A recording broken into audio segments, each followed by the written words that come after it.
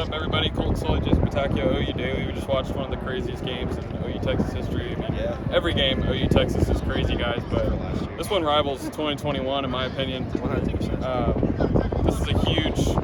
I mean, I was in this stadium last year, 49-0. The stadium was empty. It was quiet. There was nobody.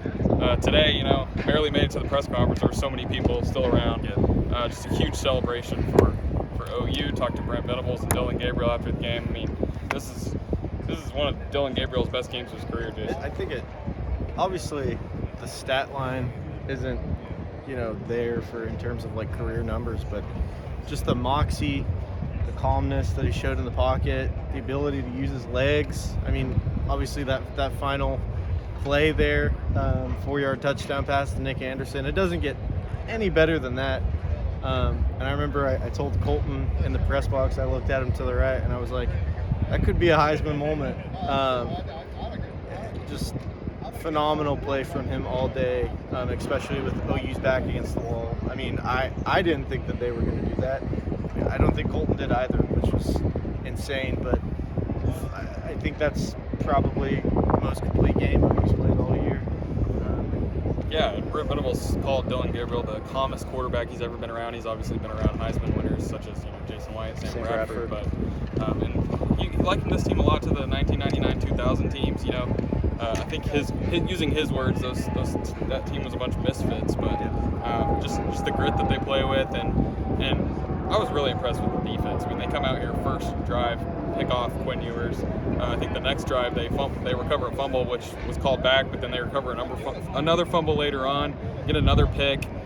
This defense is the most complete defense I've seen in quite some time, guys, and I think the nation's going to really take notice of OU here. I think before this game it was like, well, we're going to learn what OU's about, but Texas could really solidify their playoff hopes. But I think OU is firmly in that playoff hunt with this game. And then Dylan Gabriel fielded questions after the game about Heisman hopes. Jalil Farouk lobbied for him, Brent Venables lobbied for him. So the sky's the limit for this team moving forward now.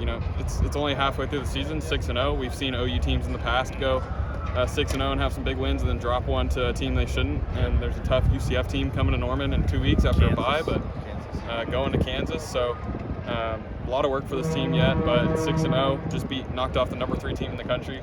You're feeling pretty good if you're OU. But Jason, any closing thoughts before we sign off? I just think it's insanely crazy how the beginning of this season it was, if OU wins, 8 games, that's a good season, and OU's already matched its win total from last season, and I mean, there's 7 more, maybe more to go.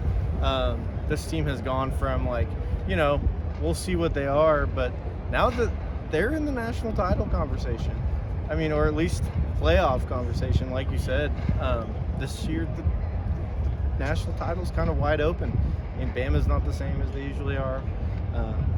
Ohio State, I mean, they had a close one with Maryland until they pulled away there. I mean, college football, and Brent's talked about it, there's a lot of parity in college football right now, so it's anybody's year. I'm not saying OU should be like a favorite or anything, but they entered themselves in the conversation today by beating the number 3 team in the nation. So for sure. I mean, college football is definitely wide open, but we're going to sign off. Keep it with OUDaily.com. Read our post-game stories. Follow us on social media. But I'm Colton Sulley, Jason Batacao. We're out.